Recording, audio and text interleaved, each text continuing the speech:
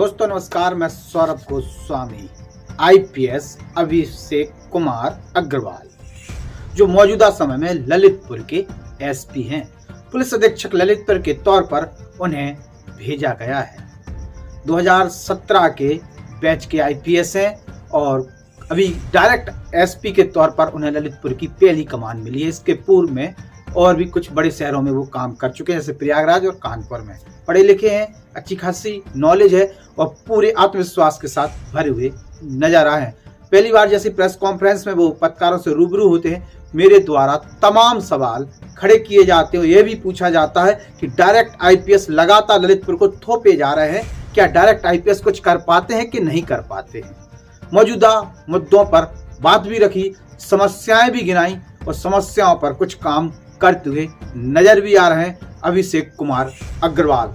ललितपुर में जिस प्रकार से अतिक्रमण फैला हुआ था वो किसी छुपा हुआ नहीं है। अभी भी कई जगह है काम करने की आवश्यकता है, लेकिन घंटा घर जहां सीओ का ऑफिस है, जहां हाई सिक्योरिटी जोन माना जाता है, जहां बाजार है, जहां दूर दराज से लोग बाजार करने के लिए आते हैं, चौतरफा भीड़ भड़क्का का एरिया जहां पार्किंग की बड़ी समस्या उत्पन्न होती है। ऐसे में सड़कों पर फैला अतिक्रमण को साफ करने के लिए तमाम प्रयास जरूर किए गए, लेकिन सफलता नहीं मिली है। ऐसे में पुलिस को सख्ती करने की आवश्यकता थी, यातायात व्यवस्था को सुधारने के लिए आवश्यकता थी और वो प्रेस कॉन्फ्रेंस में मेरे द्वारा बात भी रखी गई थी। अभिषेक अग्रवाल का एक अच्छा कार्य देखने को मिला है। उन्होंने तत्काल यातायात प्रभारी जो सीओ हैं उन इमरान अहमद उनको लगाया, जो सीओ सदर हैं अभय नारायण राय उन्हें लगाया और संबंधित विभागों से भी काम लिया और आज घंटा घर चगमगा रहा है, चमक रहा है। साफ स्वच्छ लंबी लंबी चौड़ी सड़कें देखने को मिल रही हैं। तमाम लोग चर्चा भी कर रहे हैं कि एसपी नए आए हैं, वो एसपी साफ सख्त हैं, सख्ती कर रहे हैं। उसका परिणाम है कि आज शहर इतना साफ और बढ़िया सड़कें देखने को मिल रही हैं, खास तौर से घंटा घर को लेकर। इसके साथ साथ मैंने कुछ बातें और भी रखी थी, जिसमें से गैंगस्टर की कार्रवाई को लेकर भी बात रखी गई थी, जिसमें से मैंने कहा था कि राजनीतिक लोगों को लेकर तो गैंगस्टर हो रही है, लेकिन वास्तविकता में जो खनन माफिया है, जो दारू माफिया है, जो सट्टा माफिया है, जुआ माफिया है और भी ऐसे लोग जो इलीगल एक्टिविटीज में शामिल हो, पर्दे के पीछे के हैं, जिनकी बड़ा हिस्ट्री है, क्राइम हिस्ट्री है, लेकिन उन पर कार्रवाइयां गैंगस्टर के तहत नहीं हो रही। उस पर भी एसपी ने आश्वासन दिया था कि किसी भी ऐसे व्यक्ति के ऊपर कार्रवाई नहीं होगी, जिससे यह सवाल खड़े होगी यह राजनीतिक प्रेरणा से प्रेरित है। सवाल के साथ साथ जवाब भी उन्होंने कुछ चीजों के देते रहे हैं। अब ऐसे में देखने वाली बात होगी कि सर्कल में तैनात जो सीओ है वो किस तरीके से काम कर रहे हैं। मेरे द्वारा इमरान अहमद को लेकर भी बात की गई थी, अभय नारायण राय को लेकर भी बात की गई थी और तालबेट शहर कोतवाल को लेकर भी बात की गई थी। दोस्तों देखने में ये आया कि जिस प्रकार से डायरेक्ट एसपी थोपे गए हैं और जिस तरीके से काम पुलिसिंग को करना चाहिए बहुत कुछ नहीं कर पाए हैं, जिसके कारण अंदर खाने एक बड़ा माफिया गैंग सक्रिय होगा। वो समझ चुके हैं कि पुलिस किस तरीके से काम कर रही है, पुलिस के दिमाग के साथ वो खेल रहे थे और उसको लेके कहीं ना कहीं डायरेक्ट एसपी अपना खुफिया तंत्र मजबूत नहीं कर पा रहे थे। मीडिया के कुछ लोगों द्वारा आवाज उठाई जाती, लेकिन उसको गंभीरता से नहीं लिया जा रहा था, जिसके कारण माफिया फल फूल रहे थे और आम जनता परेशान और पिस रही थी। लेकिन ये देखने को आया है कि जिस प्रकार से अभिषेक कुमार अग्रवाल की पूर्व की जो बातें जो उन्होंने बताई, उसको देखते हुए लगता है कि ये कुछ कर पाएंगे और उसको प्रयास उन्होंने आरंभ कर दिया है। तालबेट कोतवाल जो है, आपको मिश्रा जी, इनको विनोद मिश्रा हम कहते हैं, उनके द्वारा पूर्व में जब वो शहर कोतवाल ललितपुर थे, लगातार प्रेस कॉन्फ्रेंसें की गई थी और लगातार माफियाओं की कमर तोड़ रहे थे। किसी भी क्षेत्र की बात हो, माफियाओं पर लगातार कार्रवाइयां वो कर रहे थे और एक बढ़िया समावेश जनता के बीच में उनका था, गुणवत्तापूर्ण काम कर रहे थे।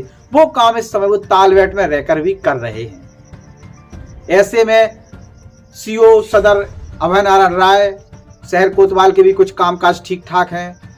इमरान अहमद सीओ यातायात, उनके कामकाज ठीक है। उन्हें तालबेट से क्यों हटाया गया, ये सवाल कहीं ना कहीं खड़े हो रहे थे, चूंकि उनके पास एक बड़ी जांच थी जिस जांच से उन्हें हटाया गया है।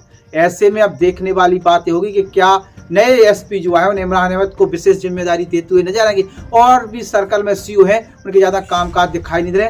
तालबेट सीओ जो मौजूदा समय में कुलदीप कुमार है, वो शहर कोतवाल कहें कि शहर कोतवाल जो तालवेट के हैं विनोद मिश्रा, उनके माध्यम से क्रेडिट ले सकते हैं। डायरेक्ट एक्टिव उन्हें भी होने की कुछ आवश्यकता है। जिस प्रकार से उनके क्षेत्र में गांजे अफीम की खेती को लेकर तमाम सवाल खड़े हुए हैं और सवालों के घेरे में पुलिस और प्रशासन सामने आया है, ऐसे में अब देखने वाली बात होगी गांजे और अफीम को लेकर मौजूदा एसपी ने जो बातें की हैं उस पर कितनी कार्रवाई होती है या निचले क्रम की ब्यूरोक्रेसी फिर से जो और पूर्व के एसपीओ को गुमराह करती हुई नजर आई है वो इन्हें भी गुमराह कर देगी। और क्या ये अपना खुफिया तंत्र मजबूत कर पाएंगे, खुद का खुफिया तंत्र मजबूत कर पाएंगे, ये देखने वाली बात होगी। अधीनस्थों के सहारे रहते हैं या खुद कुछ करते हैं, ये देखना होगा। लेकिन एसपी मौजूदा समय में जो 7-8 दिन हुए हैं उसमें कुछ ना कुछ तो करते हुए नजर आ रहा है, जो ये बताता है कि कुछ कर सकते हैं, एक्टिव हैं। सुबह से जाते हैं, देखते हैं जो उन्होंने आदेश दिया था उसका कितना काम हुआ है, फिर चिन्हित करते हैं, पुनः निर्देशित करते हैं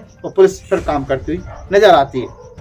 तो एसपी की पैनी नजर अपने अधीनस्थों के कार्यों पर इस समय बनी हुई है और जो भी फील्ड में घट रहा है वो भी जनता के बीच में आ रहा है। आपका क्या है कहना, एसपी जो नए आए हैं वो कुछ कर पाएंगे कि नहीं कर पाएंगे, और किस मुद्दे पर उन्हें सबसे पहले काम करना चाहिए? यातायात का मुद्दा जो सबसे बड़ा मुद्दा माना जाता था, जहां सबसे ज्यादा घटनाएं होती थी और अव्यवस्थाएं फैलती थी, उस पर उन्होंने थोड़ा तो काम किया है और भी करने की आवश्यकता है। क्षेत्र में तैनात सीओ को टाइट करने की आवश्यकता है और क्षेत्र के सीओ क्यों काम नहीं कर रहे हैं और थाना इंचार्ज क्या कर रहे हैं? क्या केवल पूरी जिम्मेदारी प्रेस कॉन्फ्रेंस की कहें या कानूनी कार्रवाइयों की कहें तो वो केवल शहर कोतवाल ललितपुर और शहर कोतवाल तालवेट की ही है, और सर्कल में मेहरौनी है, मड़ावरा है, आपके साथ साथ और भी सोजना है, आपका मदनपुर है, गिरार है, इधर आप नारायण चले जाइए, वहाँ पूरा कला चले जाइए, जखौरा चले जाइए, जाखलोन है, इन सब में किस प्रकार से कार्रवाइयां करा पाएंगे ये भी देखने वाली बात होगी एसपी की तरफ से। नमस्कार।